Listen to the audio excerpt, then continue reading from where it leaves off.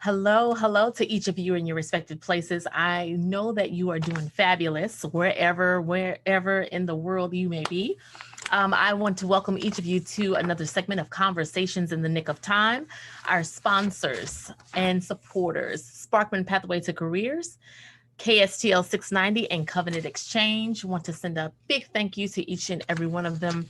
I am your host, Nikki Roach, and those of you who are new to the platform, we explore everything leadership and leadership development, but we really tone and zone in on this whole concept of leadership excellence and leadership accidents.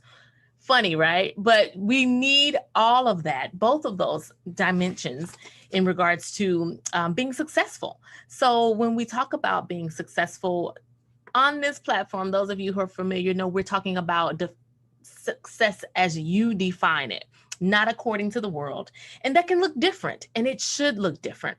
But in those differences, oftentimes we get lost or entangled in a scenario because why? We have to change.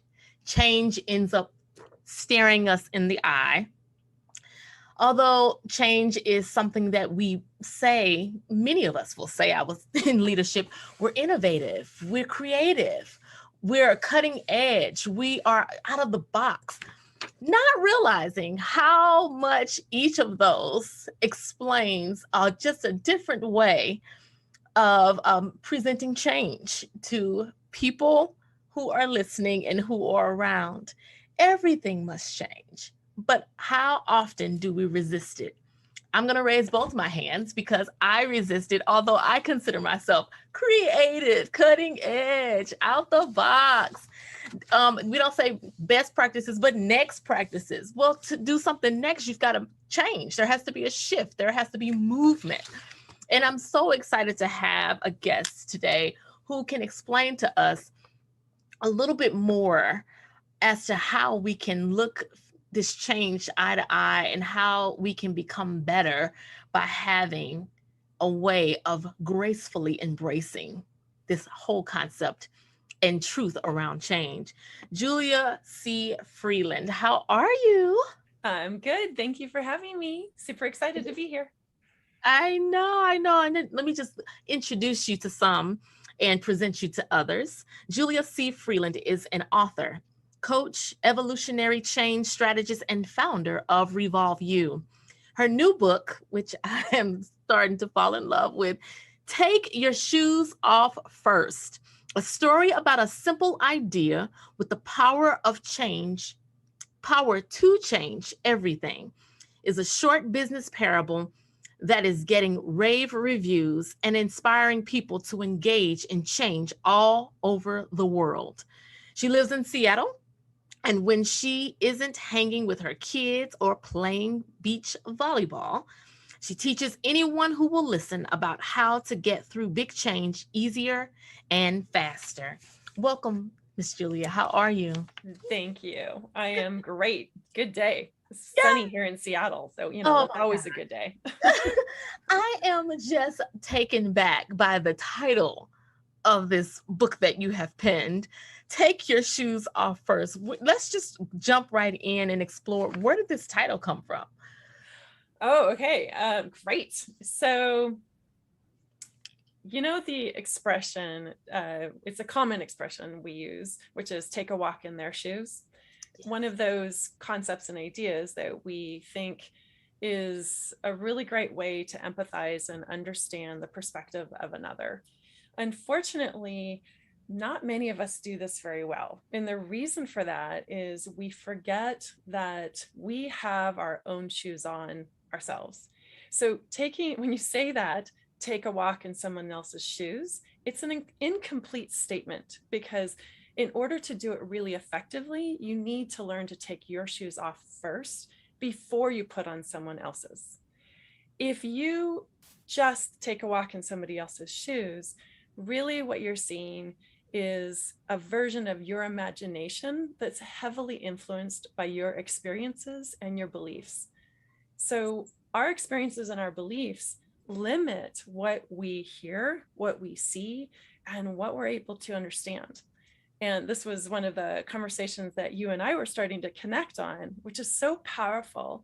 And it's one that I feel like people need to be having more often, understanding that when we come to the table, when we have a conversation, when we meet someone new, everything that we see has been pushed through our own filters, our own, that are made up of our beliefs and our experiences, where we grew up.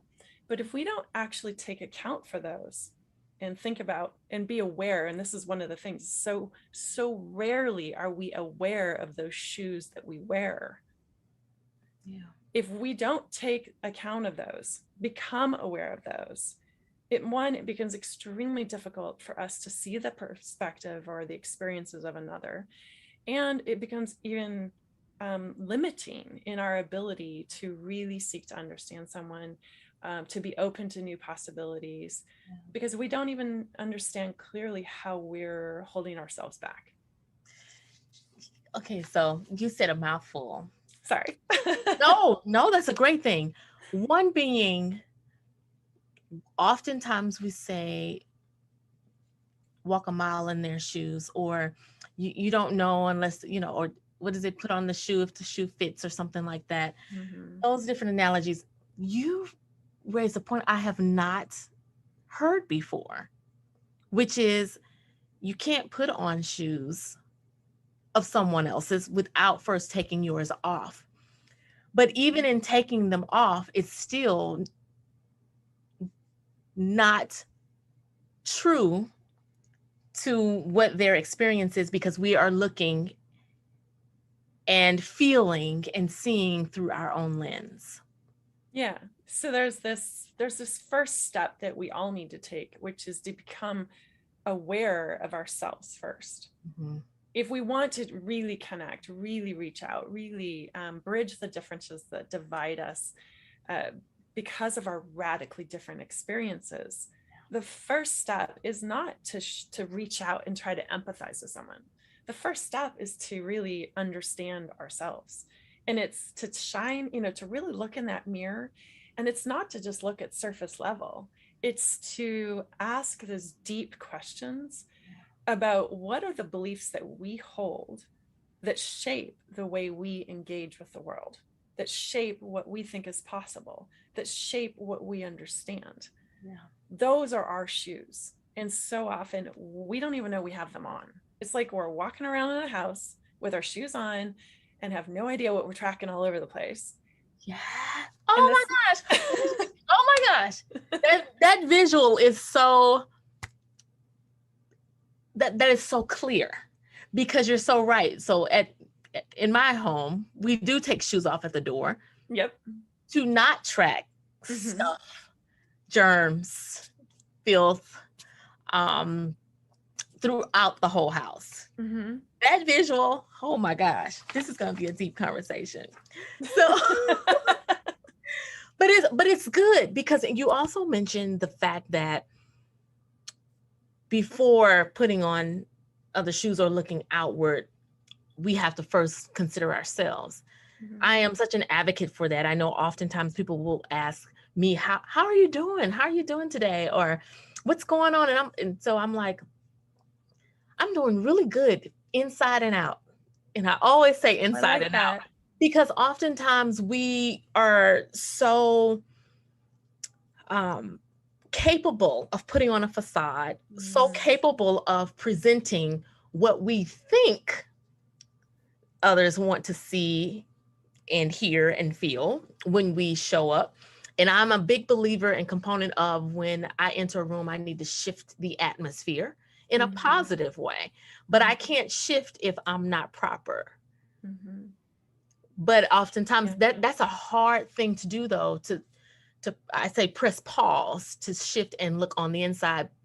We're not even still enough. And I think some of us realize, even with the pandemic, that, oh my gosh, I need to sit and just like think and have silence. And that's hard for some. Yeah, I think that the pandemic it shined a very bright light on many things for many people. And I think the reason we're seeing the whole great resignation idea, and we are experiencing a revival of really investing in our humanity, and a revival in looking more holistically at the world, is that the pandemic gave us that opportunity to hit pause, to be able to be silent with ourselves, to be able to understand and really see the impact of our actions on a daily basis, that daily grind, that certainty that we walk through life with. And one, realize, oh, wow, there is an impact to our actions of driving everywhere and constantly being in the car. And there is an impact to the choices that we're making around the job that we subscribe, that we agree to go to. There is an impact to how we're moving through life without taking a moment to pause. And I think for me, that was one of the biggest motivators behind writing this book and in all the work that I do, was having some pretty deep aha moments myself, where I had to come face to face with the impact of beliefs that I held that I was not aware of. And I might be able to, if you had asked me, I might have been able to tell you what I believed, but to understand the ripple effect of those beliefs and how they caused me to put up boundaries around what I believed was possible.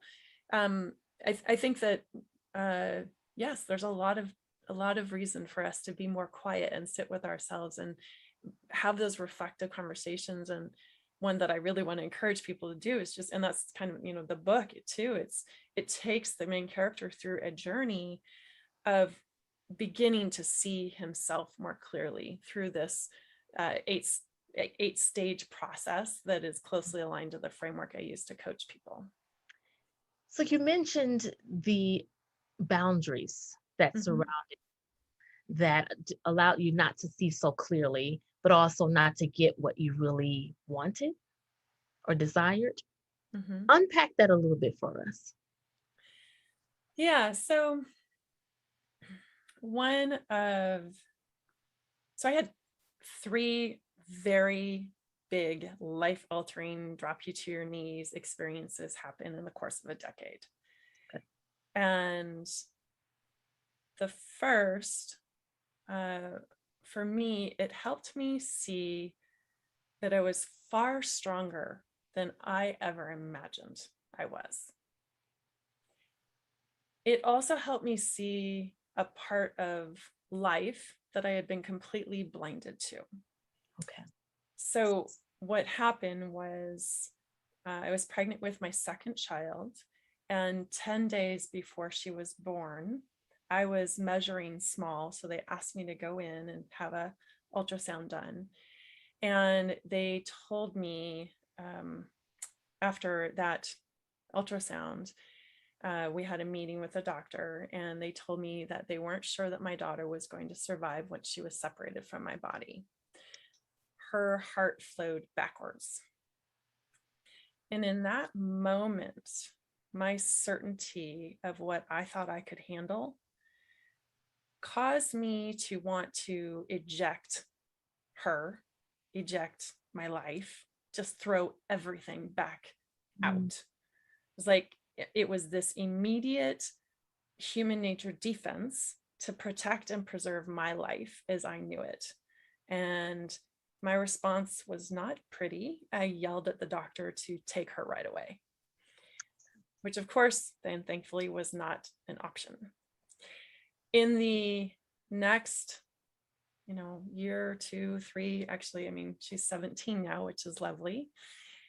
I'm sorry, actually, she's not 17. Her brother is 17. She is 16, just turned 16. I got too many kids, 3 of them. She's 16 now. And Blessing.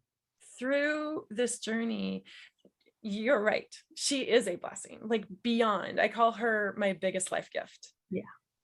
Because the experience of her birth, the drop you to your knees and make it so that I didn't know if I could actually keep moving forward, and all that we went through with her, having to give her to the doctors at 3 months old to have a extremely rare surgery done where she literally died on the table as they were operating on her, and they were able to bring her back. And the without getting too emotional about this journey,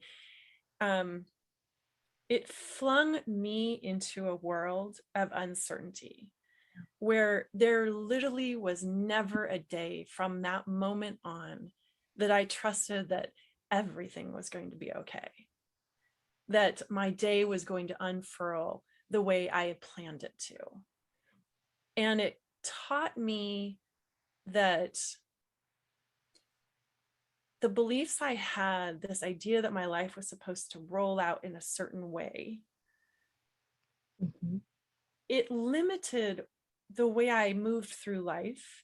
It caused me to be way too focused on the vision I was kind of shooting for, rather than being present with the world and the day that I was having. So Wow. the uncertainty of life, the uncertainty of her in my life, has caused me to be much more present with every day. And to even be in moments where she becomes or has been my pause button. She's the person, and just the memory and the experience of her and what she's brought to my life has been the person that helps me when I'm angry and frustrated about things and I just like things are not going right, or I'm really stressed. She helps me reset, like help that, hit that pause button so that I can take a moment to really realize where I am, like in the moment in that day, and be like what you were saying, I'm really good on the inside and the out. And that even on those days when the out is not so great, I can check in and make sure that the inside is good. Or when the inside is really suffering, I know what it takes to help me right that ship, right that what's happening inside of me. Yeah. It's thank you so much for your vulnerability and your transparency.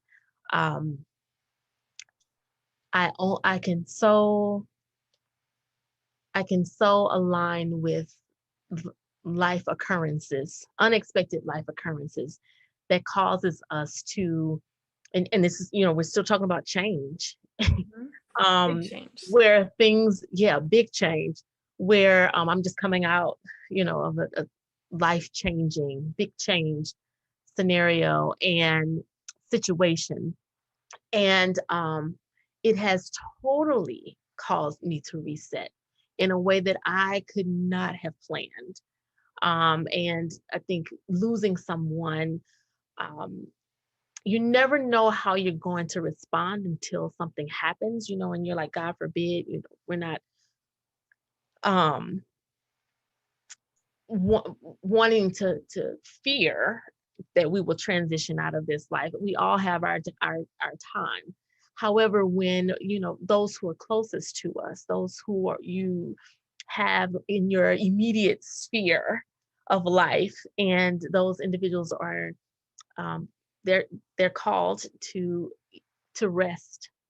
And for me, I totally identify with this whole idea of being present. That is a word I've been using a whole lot lately, because what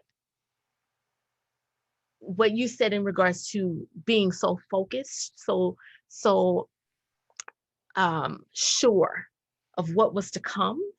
I can say a little bit of that for me, but not just what I wanted, but also what others, we can get wrapped up in what others, like, oh my gosh, I know one day you're going to fill in the blank. Oh my gosh, you're going to be the next fill in the blank. And we began to live up to that.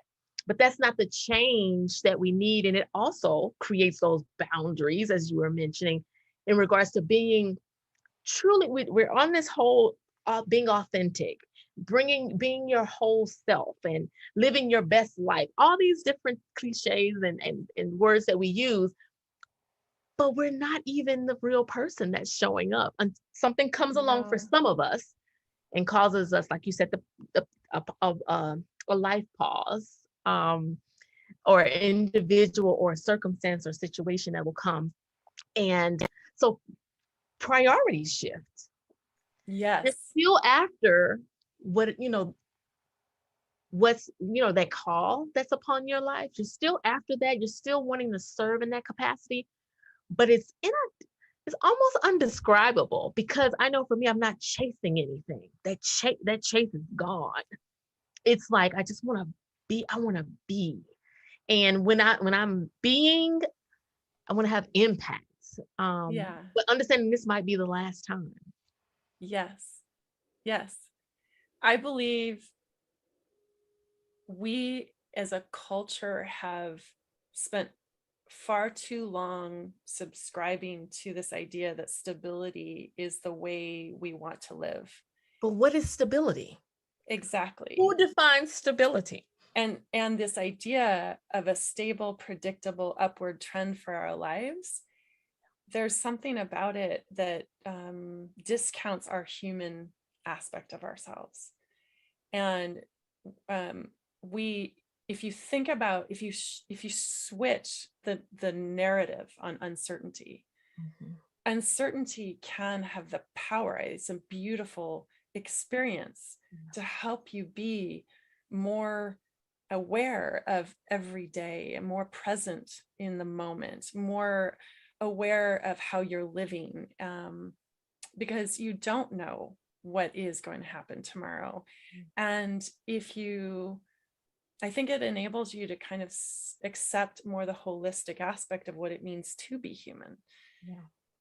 And humans were born to change. We are change machines. Like, we were made to change. It's the one thing that we are born being really good at doing. And yet we try really hard to hold on to status quo and to be the same. But really, being the same and holding on to status quo is like a really quick way to die. Yeah. So it And is not just physically. oh, it is a quick way to die in all kinds of ways. Mentally, like, I'm at an age where all my friends' parents and mine are getting older, and I think it's one of those things the idea that we buy into, that you retire at a certain age, and then you just kind of, I don't know, fade off into the distance, like you golf for the rest of your life. I don't know, sit on the porch drinking your Mai Tais. That's But this okay. it sounds great, but Yeah. honestly, it's not. It goes completely against our human nature. We want to have purpose and vision and be growing. That's a part of what we need. We want to change. That's our body. Like, and if we don't actively pursue in growing to change, we will decline in change. Wow. And that's where we have to reset this narrative that changes something that's hard, or changes something that we don't like, or that we want to avoid. If you think about it, change is actually something that's really good for you and for me and for our whole community, our world.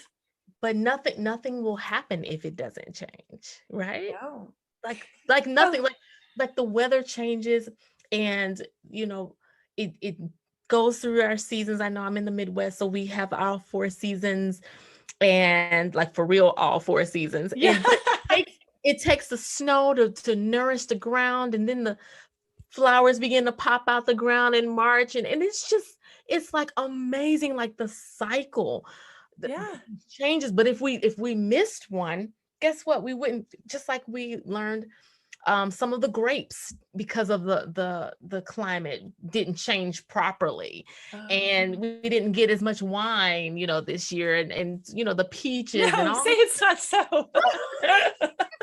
I'll send you some. But it's so interesting. And then even to shift and pivot into, when we talk about leaders, and those of you who are familiar with the platform, everyone's a leader. It's just a matter of how it is that you show up in that, and oftentimes us believing that you can really lead from where you are. It's not about title, but oftentimes we can find ourselves wanting to lead, but we lead where we're comfortable. So we end up going back to when you're saying dying in different ways, but also not really living up to the expectation or the vision that we even have for ourselves, because we are celebrating yesterday's victories when there's a whole bunch more in front of us. Share a little bit about that, because I've been through that experience recently to where I've made a shift in life with some of my professional endeavors. And with that, it's left me feeling like I'm not as strong of a leader as I once was. For sure. And I think, yes, I mean, this is a great topic, because so a couple of things here. One, what I became really fascinated by was the kind of change that we are facing today, and what we are starting to see challenging businesses and leaders and employees, the workforce, everybody more frequently, and what we're up against when you consider climate change, or you consider what's happening as far as pollution goes, or what's happening just with our world, how it is just seems to be at odds with, like, it's pushing up against, like, we have hit the brakes, we've hit the limits of what's possible given our current best practices. Mhm. And what's happening, also because of the advent of the technologies that are being invented, is we are creating situations that basically new conditions for life that are asking each and every one of us to not just add something new to our life, but to go through a transformation. Mm. And that these kind of changes, it's so much different. They're way different than what leaders have led, change management initiatives. They led various different initiatives, and what we've built all these change management philosophies and approaches to help people through change. But the kind of change we've been talking about in the past has been like, okay, we're going to add a new process. Okay, you're going to have a new role. Maybe you get new education around how to do that role. But the kind of change we're up against now is much what you're talking about. It's this idea of I have to completely take on a new identity. Yeah. So we have a lot of people that, I'm 50, and so this age range that I'm in, the Gen Xers, we're all in this weird state where we have a lot of, of a career left. And yet many people are in careers that are dying. And so it puts us, we're like a lot, I've coached people that are like, hold on. When I was young, they told me that if I did college and I just kept on going, I'd get promotion, and I'd be an expert, and then I'd be in charge, and I'd be like, yay, I get to retire. But now we're in a spot where that's not possible anymore. And we have a lot of people having to do this reinvention curve, whether they wanted to or not. Now we're going to get on that, are actively, engaged in that, which is so absolutely lovely. Oh. And I have reinvented my career many times, so I can totally feel where you are. There is this moment when we actively take that leap to reinvent our identity, where we have to accept that there is a part of us we have to let go of. Mm. And we, whether this is transitioning from being a single person to being a married couple, or being a married couple, or being an individual to being a parent, or a parent of a child that goes off. There's all these different transition stages that naturally happen in life, that we have to let go of those beliefs that we held, those ideas of what we're limited by, what we could do, what we couldn't do, what was possible, what wasn't possible. And if we don't let go of those, and this is where I'm going to get it back to that whole change management philosophies, there seemed to be in the past a much more of an emphasis on this idea that change meant adding something to our lives.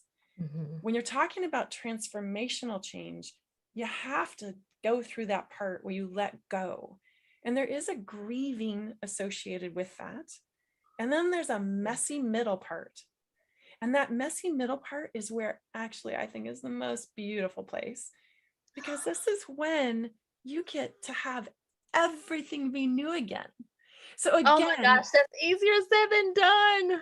it is so much easier said than done, but it is also it's a script, to kind of to use April's words on Worth the Fuck's book. Oh yes, It's really a script that we need to shift in our head.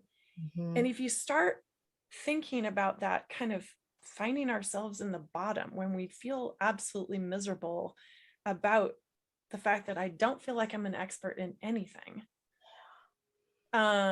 Because believe me, I can tell a story about that one where it's cost me a lot. In fact, it cost me my job. And I know how hard it is, but if you can get through that part where you accept that you have to let go of that former identity, there's a beautiful, wonderful land waiting for you. One that's filled with growth.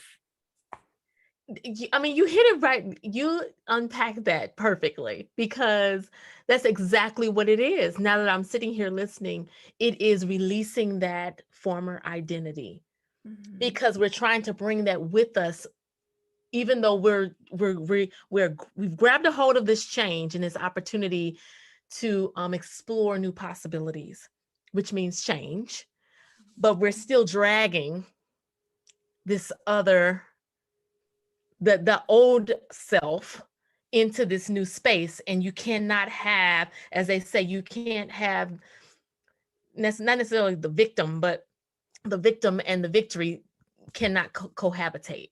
Like, you've got to give up, and I'm not calling it the victim, I need another word, but the past, you can't, the past and the present, you're not trying to have that coexist. You're gonna pick one. Your foot's gonna be in one of them. Going back to the whole shoe analogy, your feet's gonna be. You can't have it in both. You've got to move forward. Yeah, and that is so. Oh my God. well, That was freeing. That's freeing. Good. The other, one of the ideas that I really like too is this. I believe we subscribe to an idea that change is just adopting something. But adopting just means adding. Adapting is very different. Adapting is that process of letting go. You can't fully adapt to a new condition of your life or a new vision for your life until you consciously let go. Because if you don't, the result is overwhelm. So you can see a lot of people being overwhelmed right now today as we try to manage living in the two worlds of real life versus virtual life, or managing remote work and whatever it might be. It's when we try to live in those two worlds like that, what ends up happening is we end up becoming overwhelmed, because we try to measure our success by old standards. Yes. And this is what's happening with leaders too. Like, leaders are like, you can see leaders do it in a couple of different ways, but employees all over are like, I'm going to measure by old standards. Like, I need to do this, this, and this, and this, and this, but by new standards, I have to do all of this. And they just simply don't have time to do all of that. It's not possible. So again, coming back to the idea, if organizations and leaders don't go through the process of saying, okay, what were those shoes that we had on that subscribed? What did we subscribe to that meant success in the old world? Right. Now that we're in the new world, what does success mean? Do any of those transfer over? Do those beliefs, are they still relevant? Or are they not serving us? And for you, in the situation you're in, same thing. Ask yourself, does this belief about what I needed to do serve me in my new vision of who I want to be? And if it doesn't, how can I let go of all the things that are associated with that belief so that I can help alleviate? And I think actually a perfect example, you were saying how you kind of had to shift around things to be able to handle dealing with the radio show while also doing, would you like to share? Yes, I Since know. you Yes. are So so close. I have been in school for the last like 3 years, 3.5. I did it for 4 years. I had to take a year off, but I have 2 weeks left Woo woo. to finish my classes for my doctorate degree in higher ed leadership and administration. And then it's on to drafting this dissertation, which I've already started. So And I'm yes, so life is just, and then I started a new role at a new institution, totally different culture. Um, and then the radio, like everything with the radio shifted and changed because I had to learn how to do everything from a home studio and build a home studio, which I am not a techie person. So all that change yeah. has happened, and then loss of loved ones, um, several, and then with this last one, um, totally being unexpected, and so you have all this change, and usually I can see, but I learned that's the control. Usually I can see where I'm going, but that's control. Me controlling the outcome. Now I can't. Like I have to be present. I have to be in the moment. Yeah, just to get through every day. And how has that shifted your outlook for your dissertation or for your future career, like your visions of like what you want? How has that shifted things? It has shifted my thinking and my compassion, first towards myself, but towards others, and to have a heightened level of grace when it comes to engagement, but also when it comes to completing tasks. Why? Because we're all bringing different things to a situation or a project, but also I'm very sensitive to, I know we use this word self-care, but self-care is real. And I am more sensitive to setting boundaries. Like I've always been one to thrive in having much going on, but my much has shifted. It has to be in alignment. I got out of a whole bunch of different stuff over these past 2 years because they were not necessarily in alignment with what my call is. I've answered that call. I'm actually leaning more into that call. And it's all the same thing, but it shows up on different platforms. But I get to choose now what those platforms are, not me hearing from the committee, and the committee is the voice that we have. Yes. Yes. Yeah. So I'm so curious, how did your perspective of yourself change over this last? Are you trying to get me to cry? No. I do have a gift for it, but I'm not going to do it. I feel it. I felt it, but coming earlier, and that's why I had to like slow my talk down, slow my pace down. I am enough. I am worth it. Even though I question that, from time to time, but I am enough. I am worth it. I believe that. I can do all things, I say, through Christ. And I'm here for a reason that's bigger than self.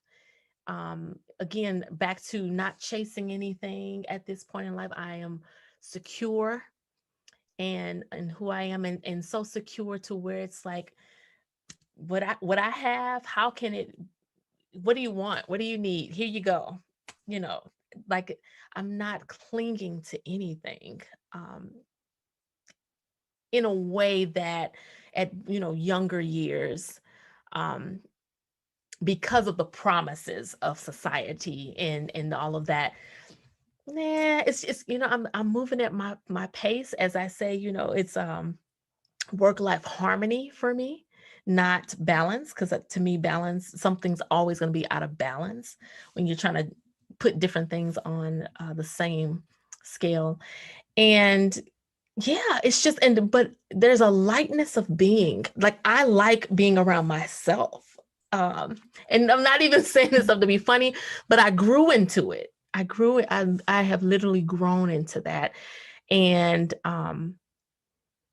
and my well-being helps me with the well-being of others. Because it's not about me. It's about how can I help someone else along this journey.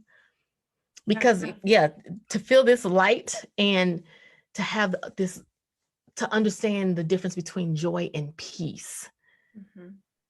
um now that's what I cling to. Say more on that.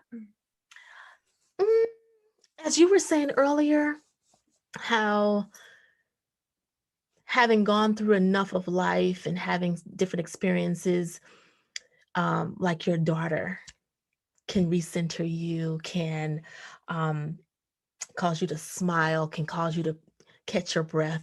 Like these life experiences, these recent ones have caused me to do that in regards to this may be happening and things may be falling around, but I'm like, it'll work itself out. It's all good.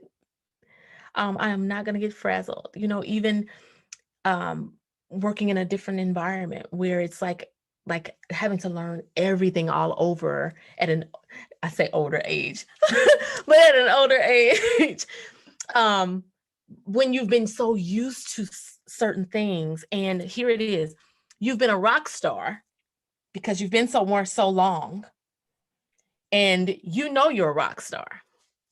But now you're in a place to where you have to move with that's back to that compassion and grace for others, but also for yourself, because you're still that rock star, but not the rock star, as you said, that identity. I love that. It totally makes sense. And when I said freeing, literally, that something just lifted. Good. That's awesome. I'd love to hear that. It's funny you said rock star because I actually have there's a video of me somewhere along the way going like I was the queen of the hill right before I got fired. So, and it was that experience of me fighting change, not wanting to go along with the change of my organization and my company because I didn't like the idea of falling back down to the bottom.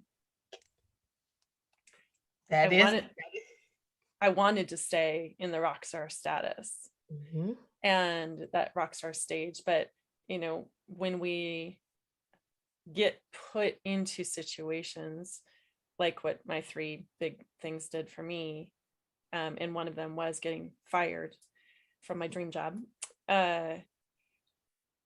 it forces the, basically forces us to really face the hand we've been dealt. There's no way to throw up our defenses to stop it from happening. Like I tried to stop, this whole changing my career thing from happening. It resulted in me getting fired, which then, of course, I just was prolonging the inevitable. I still had to shift and change. Because that's what the universe, or that's what actually just this world that we're living in was asking me to do. It didn't matter how much of an expert I was at what I used to do. The world is as saying like, actually, that expertise is no longer helpful. We Yeah. don't need that anymore. So you have a choice. Are you going to let go of that? Or are you going to just die with that? You're going to, Wow. what are you going to stand on? And one of the first things that we go through when we get tumbled off of our mountain, and if it's something that's not, against our will, we didn't actually actively choose it. In fact, actually, it's the same if we actively choose it, but we're just more graceful about going through this process. Mhm. But you touched on it several times. This idea of self-care is incredibly important. The light within you, if it's not there, you don't have the capacity to help others. Correct. So the very first step when we're going through these big transitions, when we do fall off that mountain, when we find ourselves in the pit of despair, is to first invest in ourselves, invest in finding out who are we. And it's okay. I'm going to tell you this, Nikki, it's okay to look back every so often and go, I was a rock star. Yeah. It's okay. I can do that again. That's to say, like, the point right there. yeah, it's Do like, it again. I've been through hell and back. I made it.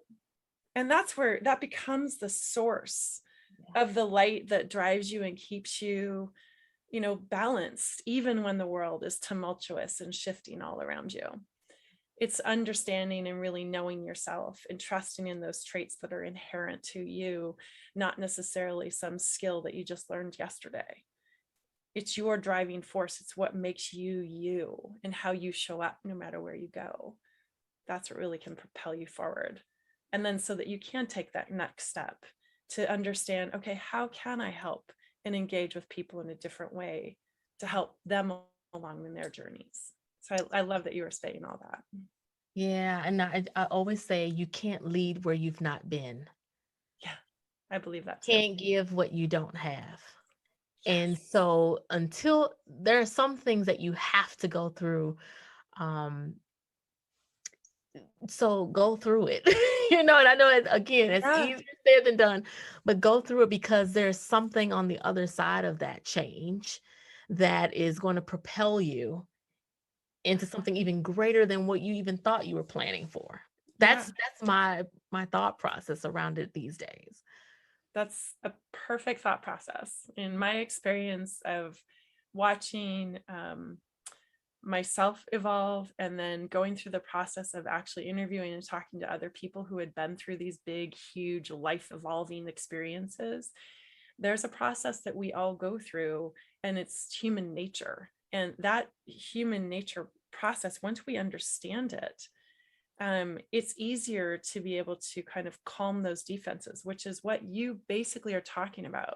You're talking about the fact that your experiences have helped you cultivate the capacity to calm your defenses so that you can keep on moving in that natural change process, so that you can keep finding that stability and the uncertainty and finding your guidance and your I hate to say your North Star because I wanted to say it like it's your daily North Star. It's just like your direction, your daily direction. And that is alignment with your values. It's understanding what is important to you. I mean, I think that's one of the most beautiful things about experiences like what you're talking about. When you do lose somebody, or when you lose some aspect of yourself or some aspect of your life, it snaps everything into incredible focus of like what's truly important. I mean, I think that's what COVID did for all of us. Oh yes.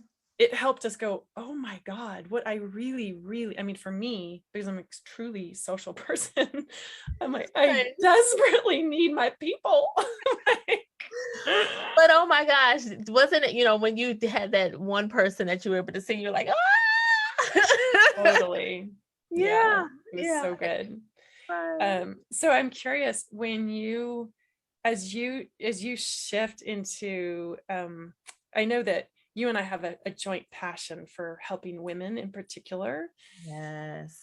and helping women, break through those boundaries, break through those ideas that hold them back. Not only, breaking through what's happening out in the world, but it's also breaking through what's happening inside your in and out thing that you were talking about Yeah. again.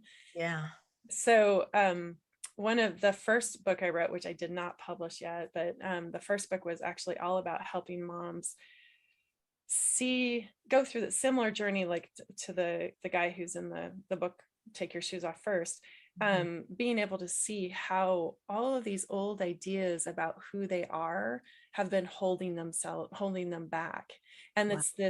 it's this collision between the way we've been raised to believe what it means to be a good mom, and this opportunities that like just our generation was kind of being given, which is like, you can rise to be whatever you want to be, there are no limits. And it's that collision between these expectations that just don't jive, but thinking that we can do both of them. And I'm curious, in your research, when you're starting to do, or this dissertation that you want to do, I know you want to focus specifically on women becoming leaders and how we in companies help, organizations help women.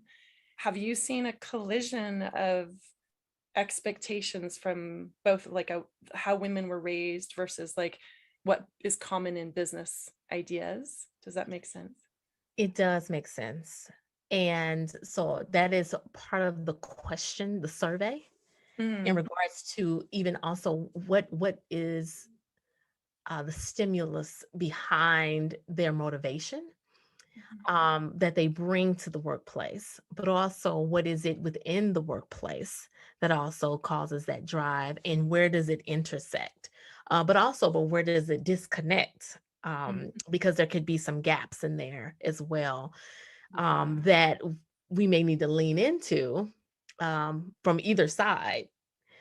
So to better prepare women for leadership, and I say better prepare meaning to get them there, because we right now the pipeline is clogged, but everybody says they want women in leadership, but we need to. I'm going to help you. I love That's it. the whole point of it, right? Yes.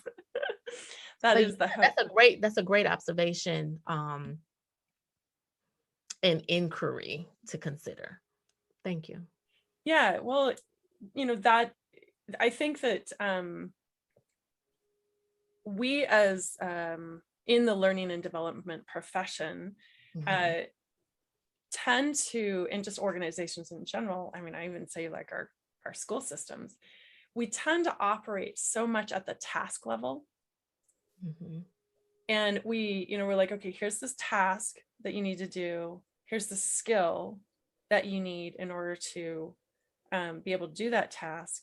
Here's kind of the environment. We'll make sure you have the tools and the environment set up to make sure that you can do that skill and that task.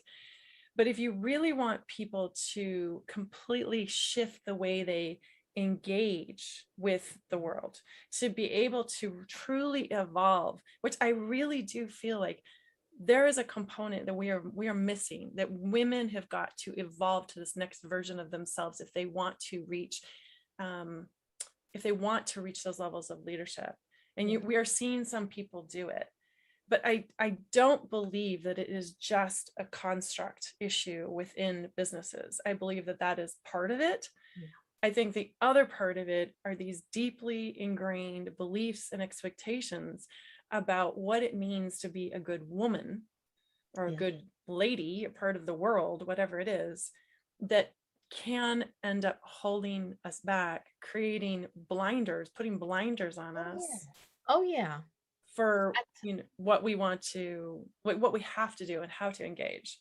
Oh, I totally agree with that in regards to even when I consider myself and the progress and the advancement and the things that I brought to, even I remember my first leadership role where I went out and every payday, I went to Lord and Taylor and bought me what I call a little man suit with the little top stitching, because I thought there was a look I had to have.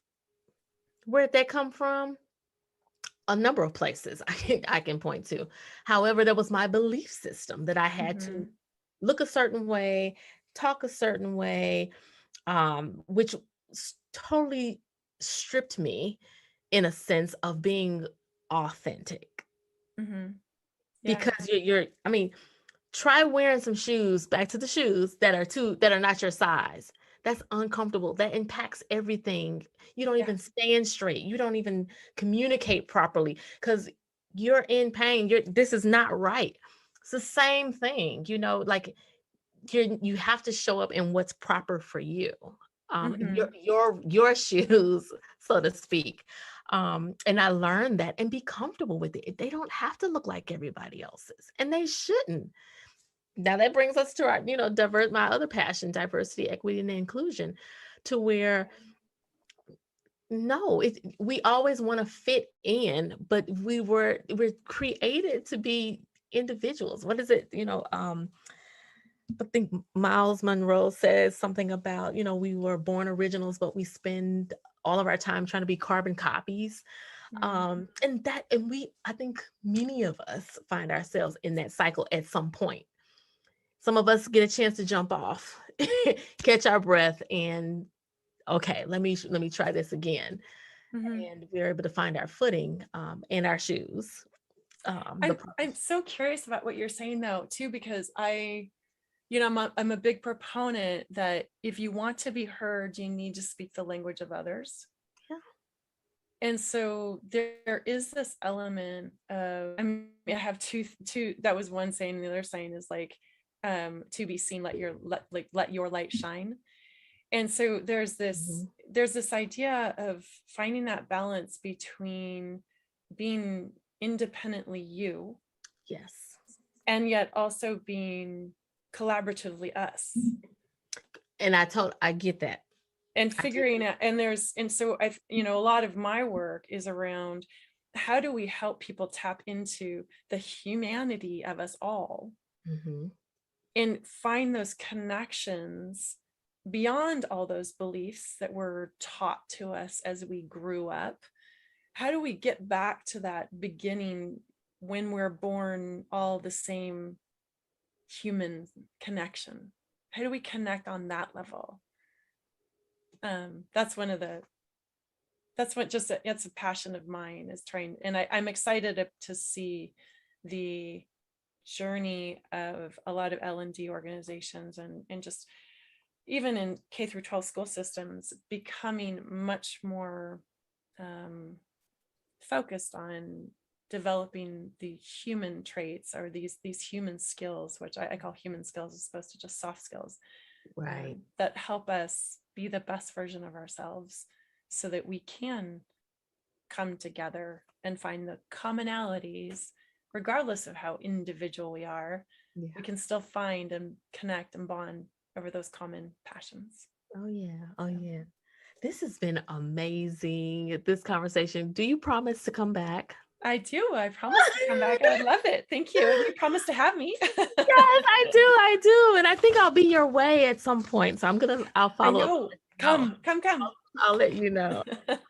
Those of you who are listening, I know you have been just totally blessed, and your eyes and ears and heart um have just been opened, and Miss Julia Freeland has given you something now to put in your hands to get to action and to call out those things which need to be, and to put away those things that shouldn't anymore. Those old identities, for example. You want to learn more about her, you want to go and visit Revolve You, RevolveYou.com. She's also active on LinkedIn, our place of acquaintance, and Clubhouse. I've got to check you out on Clubhouse. I have been off of everything for the last month. Oh yeah, I bet. so, so in closing, one thing, you have the platform to tell the audience one thing in regards to committing to this understanding that they can embrace change, and they can also make room for better. What one thing would you tell them? I would tell them, or I'll tell all of you listening, to believe in the power of human nature. We as humans are capable of so much more than we dream.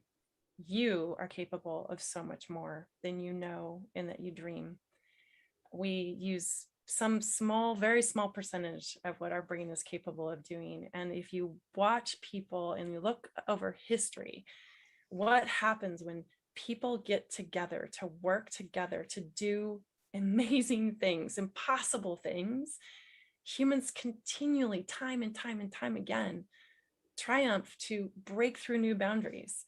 And so I am a huge human lover. Like, I just believe in humans and have faith. I have faith in our humankind, in our human nature.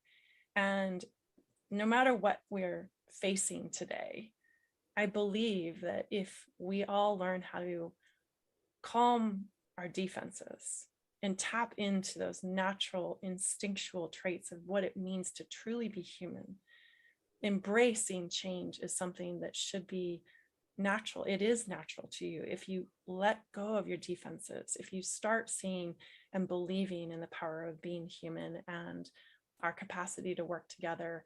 Because when you harness your human nature will work for you, and it's also going to